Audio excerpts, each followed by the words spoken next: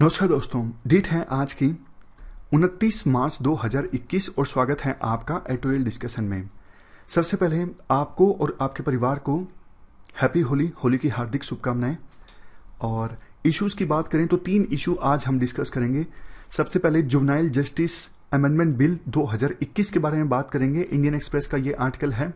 दूसरे नंबर पे बात करेंगे हिंदू के प्लेसेस ऑफ वर्शिप एक्ट 1991 के बारे में।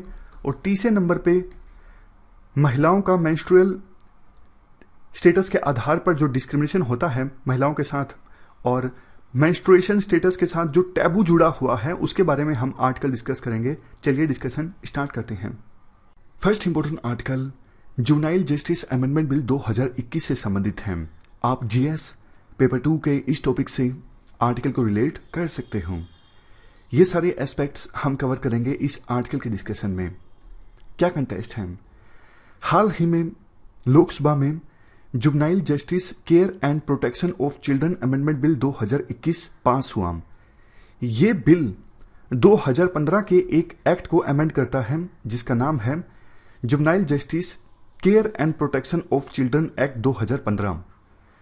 इससे पहले कि हम 2021 में जो ये बिल पास हुआ है लोकसभा में, इसके प्रोविजंस के बारे में बात करें, 2015 के एक्ट के बेसिक प्रोविजंस के बारे में हम डिस्कस कर लेते हैं। 2015 का जुवेनाइल जस्टिस एक्ट आखिरकार है क्या इसके इंपॉर्टेंट प्रोविजंस हैं।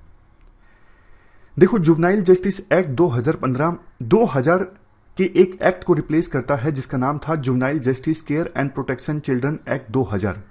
जब देखो 2012 में निर्भया केस हुआ था तो 6 आरोपियों में से एक आरोपी जुवेनाइल था, लेकिन 2000 के इस एक्ट के प्रोविजंस के कारण उसे सिर्फ 3 साल की सजा हुई और 3 साल बाद वो जुवेनाइल जेल से बाहर आ गया। तो बहुत सारे एक्सपर्ट्स ने आवाज उठाई कि 16 से लेके 18 के बीच की जो उम्र होती है, अगर इस एज ग्रुप के चिल्ड्रन बहुत ज्यादा हीनियस क्राइम कमिट करते हैं तो उनको एज ए अडल्ट समझा जाए, जितनी सजा अडल्ट्स को मिलती है उतनी ही सजा मिले। तो ये मांग चल रही थी। तो इसी मांग के चलते 2015 में ये एक्ट आया, जुवेनाइल जस्टिस एक्ट 2015। इस एक्ट में कहा गया कि 16 से 18 की एज ग्रुप के जो बच्चे हैं, अगर वो हीनियस क्राइम कमिट करते हैं तो उनको एडल्ट समझा जाएगा, उन्हें एज ए अडल्ट उनका ट्रायल चलेगा कोर्ट में। इसके अलावा भी और बहुत सारे प्रोविजंस थे 2015 के एक्ट में। चाइल्ड एडॉप्शन प्रोसेस को हमारे देश में और ज्यादा स्ट्रीमलाइन करता है ये एक्ट, और ज्यादा स्मूथ बनाता है। 15 जनवरी 2016 को ये एक्ट इंप्लीमेंट हो गया था।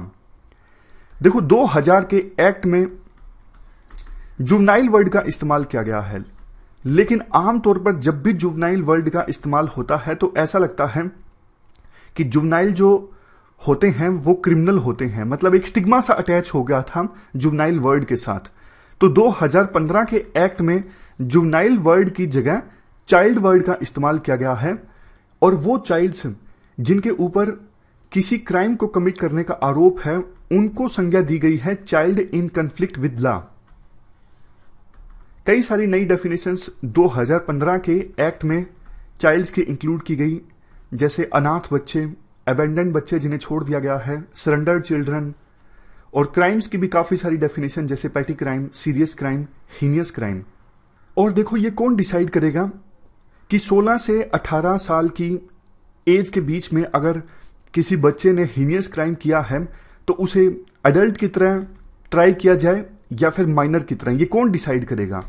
हर एक जिले में एक जुवेनाइल जस्टिस बोर्ड इस्टेब्लिश किया जाएगा, और ये बोर्ड डिसाइड करेगा क्राइम के नेचर के आधार पर कि बच्चे को केस में एज ए माइनर ट्रीट किया जाए या फिर अडल्ट ट्रीट किया जाए। ये उन बच्चों की बात कर रहे हैं जिनकी एज 16 से 18 के बीच है और उनके ऊपर आरोप है हीनियस क्राइम कमिट करने का।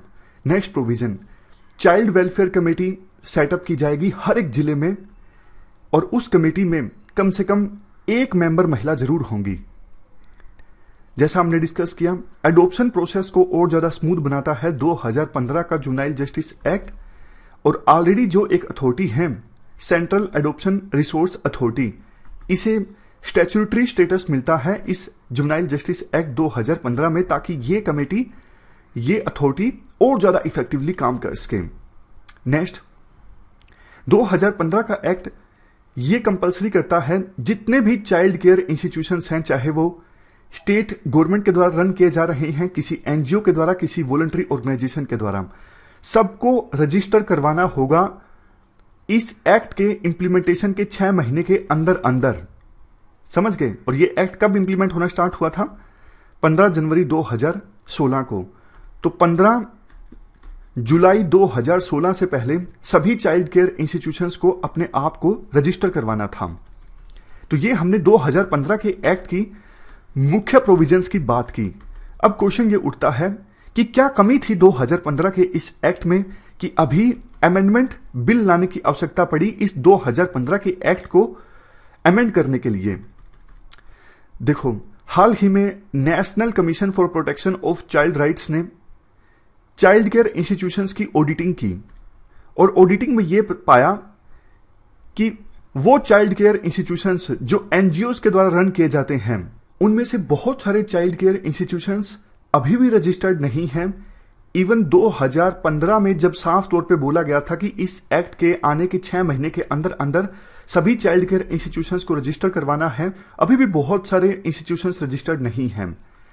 बहुत सारे चाइल्ड केयर इंस्टीट्यूशंस ऐसे हैं जहां पे बेसिक एमिनिटीज जैसे toilets, drinking water, separate beds, इन सब का प्रोविजन हो, मतलब इन सब चीजों की कमियां हैं।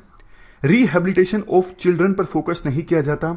जानबूझकर ज्यादा समय तक बच्चों को इन चाइल्ड केयर इंस्टीट्यूशंस में रखा जाता है ताकि बच्चों के नाम पे ज्यादा डोनेशन प्राप्त किया जा सके। मतलब मेन फोकस डोनेशन प्राप्त करना है, ना कि बच्चों को रिहेबिलिटेट करना, उनकी केयर करना। इवन काफी सारी जगहों पर चाइल्ड वेलफेयर ऑफिसर्स की जो पोस्ट है वो भी खाली मिली। तो कहने का मतलब देखो ये है, 2015 के जुवेनाइल जस्टिस एक्ट की इंप्लीमेंटेशन में बहुत सारी कमियां थी जिनको सुधारने के लिए अभी ये अमेंडमेंट बिल आया है। अगर इस 2021 के अमेंडमेंट बिल के मुख्य प्रोविजंस की बात करें, सबसे पहला प्रोविजन, पहले देखो सिर्फ हीनियस क्राइम की बात हुई थी 2015 के जुवेनाइल जस्टिस एक्ट में, लेकिन अब एक नई कैटेगरी ऐड कर दी गई है, सीरियस क्राइम। वो क्राइम जिनके लिए सजा 3 साल से 7 साल के बीच में हो सकती है, वो क्राइम होंगे सीरियस क्राइम। और वो क्राइम जिनके लिए सजा 7 साल से ज्यादा हो सकती है, वो क्राइम होंगे हीनियस क्राइम्स। ऐसा देखो इसलिए ताकि जितना पॉसिबल हो सके बच्चों को बचाया जा सके। देखो, हीनियस क्राइम्स के एग्जाम्पल्स हैं, for example violent sexual crimes, sexual offences, इनके लिए 7 या फिर इससे अधिक साल की सजा हो सकती है। और सीरियस क्राइम्स जैसे इलीगल सब्सटेंस को ऑक्युपाई करना, फॉर एग्जांपल ड्रग्स, अल्कोहल, ये सीरियस क्राइम के एग्जांपल्स हैं। सरकार नहीं चाहती इन क्राइम्स के लिए बच्चों को अडल्ट समझा जाए। Next provision, non cognizable offence. देखो, 2015 का जो एक्ट है उसमें कहा गया है कोई भी क्राइम, कोई भी ऑफेंस जिसके लिए 3 से लेकर 7 साल के बीच तक की सजा हो सकती है, वो कॉग्निजेबल है, मतलब बिना वारंट के भी अरेस्ट किया जा सकता है और नॉन बेलेबल है। लेकिन अभी जो बिल आया है इसके अनुसार ऐसे जो ऑफेंसेस हैं वो नॉन कॉग्निजेबल होंगे, यानी अरेस्ट करने के लिए वारंट की आवश्यकता होगी। बिल में नेक्स्ट प्रोविजन, पहले के एक्ट में प्रोविजन देखो ये था, 2015 के एक्ट में मान लीजिए ए और बी पति पत्नी किसी बच्चे को अडॉप्ट करते हैं, तो ऑर्डर पास किया जाता था कोर्ट के द्वारा कि अब बच्चा जो है ए और बी से संबंध रखता है क्योंकि इन्होंने बच्चे को अडॉप्ट कर लिया है। लेकिन बिल में नए प्रोविजन के कारण अब ये ऑर्डर डीएम के द्वारा पास किया जाएगा, ना कि कोर्ट के द्वारा। समझ गए? अब नेक्स्ट प्रोविजन अपील से संबंधित है। फॉर एग्जाम्पल ए और बी ने बच्चे को अडॉप्ट किया, लेकिन किसी को दिक्कत है इस एडॉप्शन से, फॉर एग्जाम्पल एक्स को, तो एक्स देखो बच्चे के एडॉप्शन के 30 दिनों के अंदर अंदर अपील फाइल कर सकता है कि ए और बी ने बच्चा जो अडॉप्ट किया है ये सही नहीं है, ये मेरा बच्चा है, मैं नहीं चाहता। जो भी शिकायत है एक्स को, वो 30 दिनों के अंदर अंदर शिकायत दे सकता है। और डिविजनल कमिश्नर देखो 4 हफ्तों के अंदर अंदर 4 वीक्स के अंदर अंदर इस प्रकार की अपील्स को एड्रेस करेंगे, उनको डिस्पोज करेंगे। नेक्स्ट प्रोविजन, डीएम को और एडिशनल डीएम्स को और ज्यादा पावर दे दी गई है। किस लिए? वो बॉडीज, वो एजेंसीज जिनके ऊपर जिम्मेदारी है जुवेनाइल जस्टिस एक्ट को इंप्लीमेंट करने की, काफी बार देखो ऐसी एजेंसीज ठीक से काम करती नहीं है, तो इन एजेंसीज की फंक्शनिंग को मॉनिटर करने की पावर दे दी गई है डीएम को और एडिशनल डीएम्स को। इसके अलावा डिस्ट्रिक्ट चाइल्ड प्रोटेक्शन यूनिट भी डीएम के अंतर्गत अब काम करेंगी। नेक्स्ट, इससे पहले कि देखो कोई बच्चों के लिए शेल्टर होम इस्टेब्लिश कर सके, उनको प्रपोजल देना होता है स्टेट को शेल्टर होम के रजिस्ट्रेशन के लिए, तो उनको सर्टिफिकेट देखो तभी मिलेगा। इससे पहले डीएम जांच करेंगे कि जिस पर्सन ने बच्चों के लिए शेल्टर होम इस्टेब्लिश करने की एप्लीकेशन दी है, क्या उसके पास कैपेसिटी है। उसका बैकग्राउंड चेक भी किया जाएगा डीएम के द्वारा, क्या उस पर्सन का कोई गलत इतिहास तो नहीं रहा है ह्यूमन राइट्स वायलेशन का। अगर डीएम संतुष्ट होगा तभी उस पर्सन को शेल्टर होम इस्टेब्लिश करने की इजाजत दी जाएगी। इसके अलावा DM child welfare committee, special juvenile protection unit, registered child care institutes, इन सब की फंक्शनिंग को भी इवेल्युएट करेंगे। कुछ और फंक्शंस जो डीएम के होंगे, जैसे डिस्ट्रिक्ट चाइल्ड प्रोटेक्शन यूनिट को सुपरवाइज करना, चाइल्ड वेलफेयर कमेटी का क्वार्टरली यानी 3 महीनों में एक बार रिव्यू करना। बिल ये भी प्रपोज करता है 2015 के एक्ट में जितने भी ऑफेंसेस हैं उनका ट्रायल चिल्ड्रन कोर्ट में चले। चाइल्ड वेलफेयर कमेटीज के मेंबर्स के लिए जो एलिजिबिलिटी पैरामीटर्स हैं वो भी फिक्स कर दिए गए हैं। जैसे देखो एग्जांपल के तौर पर, अगर किसी पर्सन के ऊपर ह्यूमन राइट्स के वायलेशन या फिर चाइल्ड राइट्स के वायलेशन का आरोप है, वो चाइल्ड वेलफेयर कमेटी का मेंबर नहीं बन सकता। या फिर अगर कोई पर्सन किसी ऐसे ऑफेंस के लिए उसको कन्विक्ट ठहराया गया है जिसमें नैतिक पतन हो, तो उस पर्सन को भी चाइल्ड वेलफेयर कमेटी का मेंबर नहीं बनाया जा सकता। अगर किसी पर्सन को सेंट्रल गवर्नमेंट या फिर स्टेट गवर्नमेंट या फिर किसी दूसरी गवर्नमेंट अंडरटेकिंग की सर्विस से रिमूव या फिर डिसमिस किया गया हो, उसे भी मेंबर नहीं बनाया जा सकता चाइल्ड वेलफेयर कमेटी का। इसके अलावा लास्ट में, अगर कोई पर्सन चाइल्ड केयर इंस्टीट्यूशन की मैनेजमेंट में शामिल है तो भी वो चाइल्ड वेलफेयर कमेटी का मेंबर नहीं बन सकता, क्योंकि कन्फ्लिक्ट ऑफ इंटरेस्ट है ना।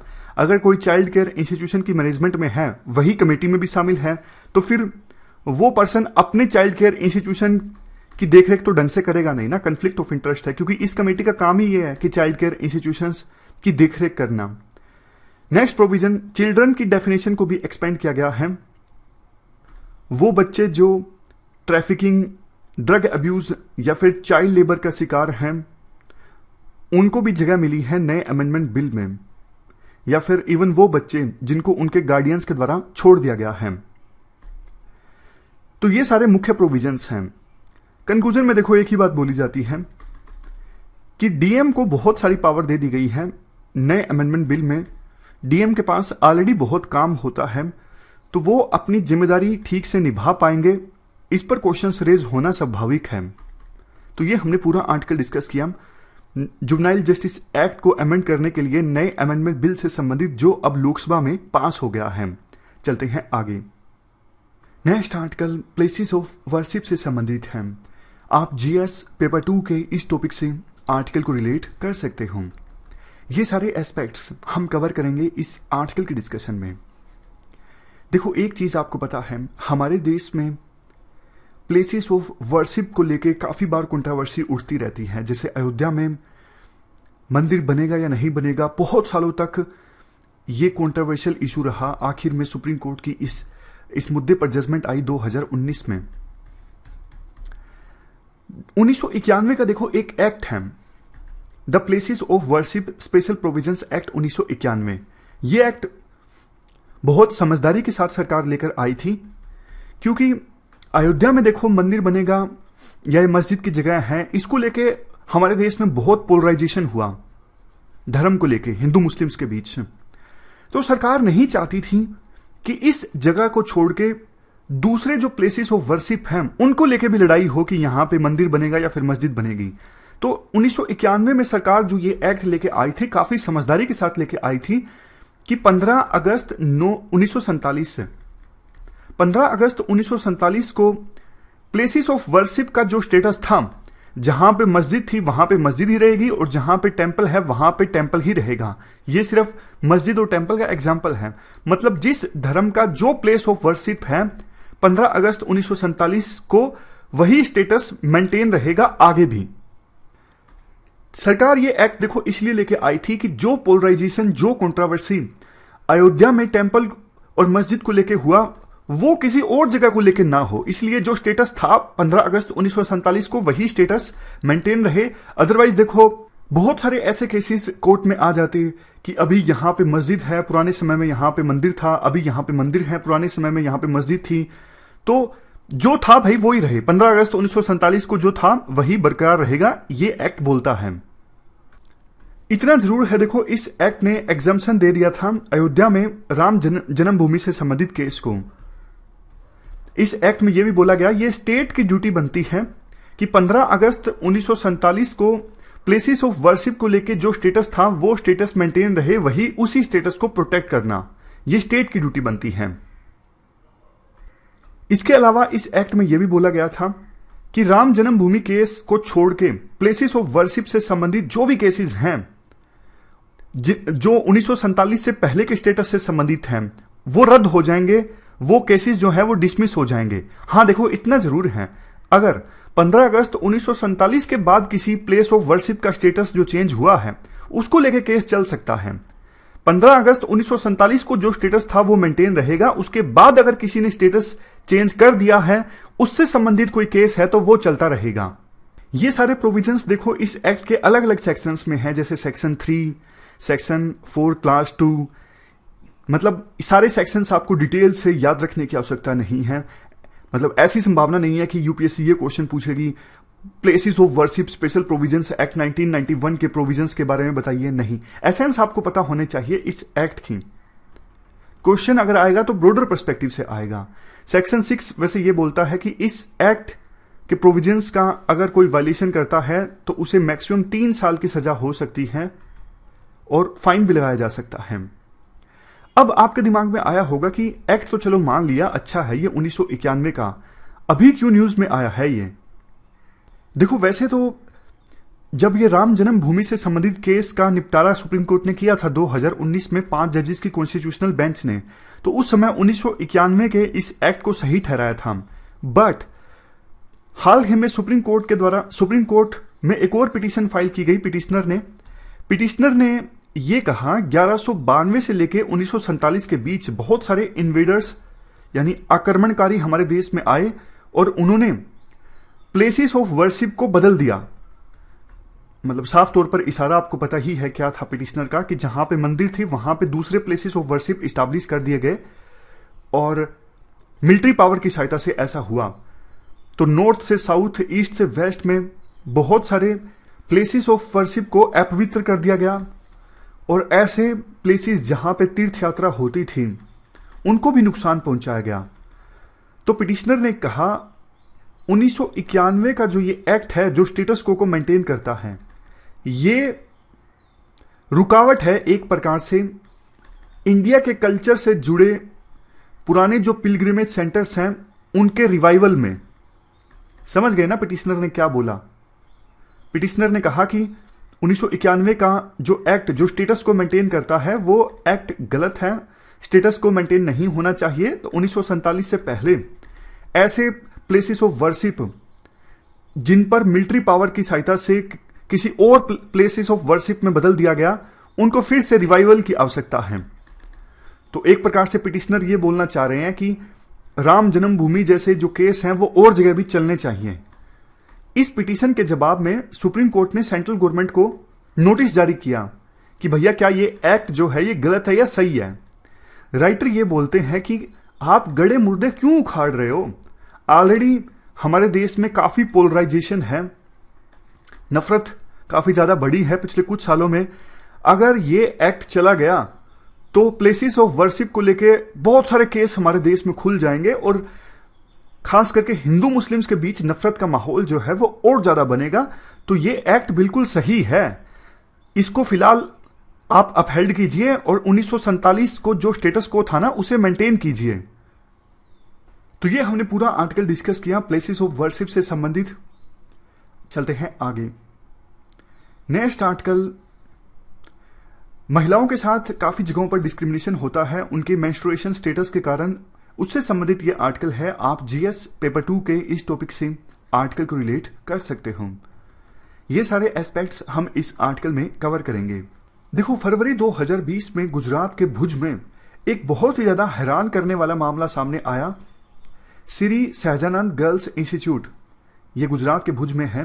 यहां पर 66 गर्ल्स को कॉलेज प्रशासन के द्वारा और हॉस्टल अथॉरिटीज के द्वारा अनड्रेस होने का आदेश दिया था ताकि ये चेक किया जा सके कि उनका मेंस्ट्रुएशन स्टेटस क्या है।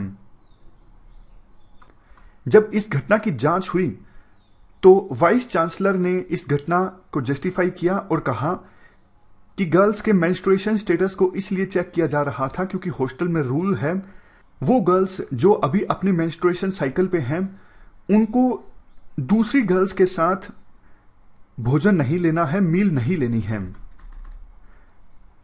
इवन वीसी ने तो यह भी कह दिया कि वो गर्ल्स जिनका मेंस्ट्रुएशन साइकिल चल रहा है वो टेंपल और किचन में एंटर कर गई और ये इंस्टीट्यूट के रूल्स के अगेंस्ट है।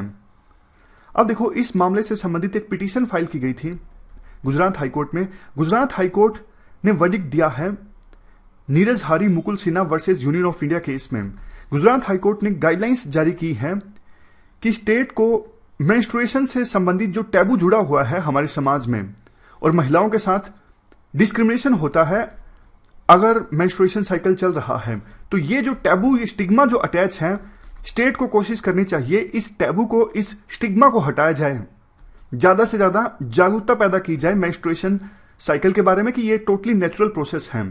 तो जो गाइडलाइंस जारी की गई हैं गुजरात हाईकोर्ट के द्वारा वो इस प्रकार से हैं। सबसे पहली चीज, मेंस्ट्रुएशन स्टेटस के आधार पर किसी भी प्लेस में, प्राइवेट प्लेस में, पब्लिक प्लेस में, रिलीजियस प्लेस में और एजुकेशनल प्लेस में महिलाओं का सोशल इंक्लूजन एक्सक्लूजन नहीं होगा, उनके साथ कोई भेदभाव नहीं किया जाएगा।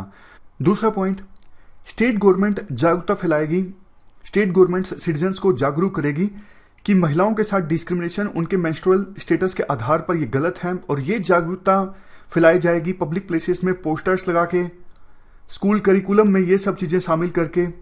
तीसरा पॉइंट, महिलाओं को एजुकेशन के थ्रू इंपावर किया जाएगा, डिसीजन मेकिंग में उनके रोल को इंक्रीज किया जाएगा।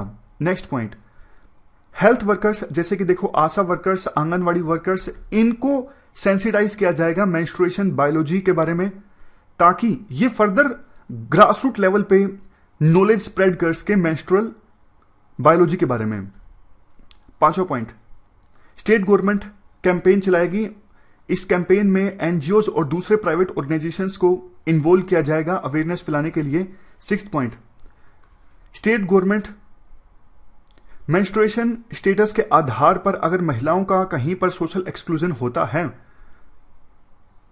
तो उन इश्यूज को भी शामिल करें। ऑलरेडी जो स्कीम्स हैं जो मेंस्ट्रुअल हाइजीन को एम करती हैं, समझ गए, मतलब कई सारे स्टेट गवर्नमेंट्स की अलग अलग स्कीम्स हैं जो मेंस्ट्रुअल हाइजीन को एम करती हैं, तो उन स्कीम्स में महिलाओं का जो सोशल एक्सक्लूजन होता है मेंस्ट्रुअल स्टेटस के आधार पर, इन इश्यूज को भी शामिल किया जाए। Next point, state government necessary funds allocate करें ताकि इन सभी डायरेक्शंस को इंप्लीमेंट किया जा सके। आठवां पॉइंट, स्टेट गवर्नमेंट सभी educational institutions, hostels, living spaces for women, studying workers and others, ये सारे जो हैं प्राइवेट और पब्लिक प्लेसेस, इन सबको प्रोहिबिट करें कि वो महिलाओं का सोशल एक्सक्लूजन ना करें किसी भी प्रकार से उनके मेंस्ट्रुअल स्टेटस के आधार पर। नौवां पॉइंट, स्टेट गवर्नमेंट समय समय पर सरप्राइज चेक करेगी क्या कोई इंस्टीट्यूशन इस प्रकार से मेंस्ट्रुअल स्टेटस के आधार पर महिलाओं के साथ डिस्क्रिमिनेशन कर रहा है या फिर नहीं कर रहा है। अगर कोई इंस्टीट्यूशन गाइडलाइंस का उल्लंघन करता हुआ पाया जाता है तो एप्रोप्रिएट पेनल्टी लगाई जाएगी और स्टेट गवर्नमेंट ये इंश्योर करेगी सभी डायरेक्शंस का कंप्लायंस हो। इसके बाद राइटर मेंस्ट्रुअल डिस्क्रिमिनेशन को एलिमिनेट करने के फेवर में ये सारे आर्गुमेंट्स देते हैं। अगर देखो मेंस्ट्रुअल स्टेटस के आधार पर डिस्क्रिमिनेशन होता है तो ये एक प्रकार से अनटचेबिलिटी है, आर्टिकल 17 का उल्लंघन है। ये देखो फंडामेंटल राइट्स आर्टिकल 14, 15, 17, 19 और 21 का भी उल्लंघन है। इसके अलावा इस प्रकार से जो सोशल एक्सक्लूजन होता है महिलाओं का मेंस्ट्रुएशन स्टेटस के आधार पर, इससे तो मेंस्ट्रुएशन के साथ और ज्यादा स्टिग्मा और टैबू अटैच हो जाता है। इसके आधार पर कुछ महिलाओं को इम्प्योर मान लिया जाता है। बहुत सारे दूसरे जो अंधविश्वास या फिर इरेशनैलिटी जैसी चीजें हैं वो भी जुड़ जाती हैं, और देश के हर एक नागरिक का कर्तव्य बनता है वो फंडामेंटल राइट्स का पालन करे, फंडामेंटल ड्यूटीज का पालन करे। और फंडामेंटल ड्यूटीज में से एक ड्यूटी ये है साइंटिफिक टेम्पर। तो ये मानना कि हाँ जो मेंस्ट्रुएशन साइकिल जिन महिलाओं का चल रहा है वो इम्प्योर है, ये तो साइंटिफिक टेम्पर के अगेंस्ट है। ये राइट टू प्राइवेसी की भी अगेंस्ट है। ये आर्टिकल 21 जो कि है राइट टू डिग्निफाइड लाइफ, इसके भी अगेंस्ट है। बहुत बार देखो ऐसा देखा जाता है कि इवन शहरों में भी, शहरों में तो आमतौर पर यह माना जाता है ना कि लिटरेसी लेवल अच्छा होता है, तो शहरों में तो कम से कम डिस्क्रिमिनेशन नहीं होना चाहिए। लेकिन देखा गया है कि शहरों में भी इस प्रकार की घटनाएं सामने आती हैं। बहुत सारी जो गर्ल्स हैं वो अपनी एजुकेशन छोड़ देती हैं जब वो मेंस्ट्रुअली एक्टिव हो जाती हैं। तो ये नॉर्मल चीजें हैं। अगर जितनी ज्यादा अवेयरनेस फैलेगी उतना ही कम डिस्क्रिमिनेशन होगा। तो ज्यादा से ज्यादा डिबेट होनी चाहिए। जितनी ज्यादा डिबेट होगी, जितनी ज्यादा डिस्कशन होगी, उतनी ही ज्यादा अवेयरनेस लोगों में आएगी। और अभी तो देखो जैसे बहुत सारी महिलाएं हमारे देश में ऐसी हैं जो acid, newspapers, dried leaves, husks and इनका इस्तेमाल करती हैं एब्जॉर्प्शन के लिए, जो कि गलत है। मतलब मूवी भी आई थी अक्षय कुमार की, आपको याद होगा, पैडमैन। तो डिस्कशन ज्यादा होगी, टैबू जो अटैच है वो खत्म होगा, तो फिर मेंस्ट्रुअल डिस्क्रिमिनेशन जो महिलाओं के साथ होता है उसे खत्म किया जा सकता है। इससे संबंधित देखो सुप्रीम कोर्ट का एक वर्डिक्ट भी आया था सबरीमाला टेम्पल केस में। उसको भी आप कोर्ट कर सकते हो जब आपको आंसर में लिखना हो मेंस्ट्रुएशन डिस्क्रिमिनेशन के बारे में। तो ये हमने पूरा आर्टिकल डिस्कस किया। हमारी आज की इस डिस्कशन में इतना ही है। आज हमने 3 इश्यूज को डिटेल से डिस्कस किया। Thank you very much for discussion.